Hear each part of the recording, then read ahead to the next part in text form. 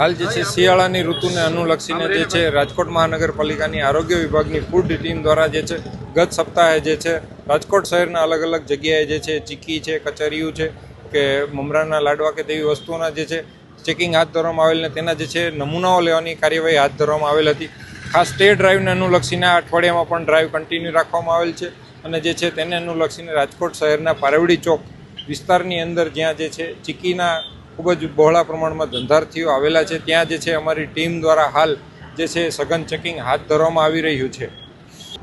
હાલ જે છે ચીકી કે કોઈપણ પ્રકારની જે છે તલ છે, સિંગદાણાની છે કે બીજી કોઈ પણ છે તેની અંદર જે છે ભેળસેળની શક્યતાઓ ખૂબ જ નહિવત પ્રમાણમાં રહેલી છે. તો ખાસ તેને અનુલક્ષીને તેને બનાવવા માટે વપરાતો કાચો પદાર્થ એટલે કે તલ છે, સિંગદાણા છે, ગોળ છે, ડાળિયા છે, આ જે બધી વસ્તુઓ છે તે ખાસ બધા ધંધાર્થીઓને મારા તરફથી નમ્ર અપીલ કે તે જે છે નિમ્ન કક્ષાની કે હલકી ગુણવત્તાની ન ઉપયોગ કરવી જોઈએ અને જે છે સારી ગુણવત્તાવાળો જે છે કાચો પદાર્થ જે છે વાપરવો જોઈએ. હાલ જે છે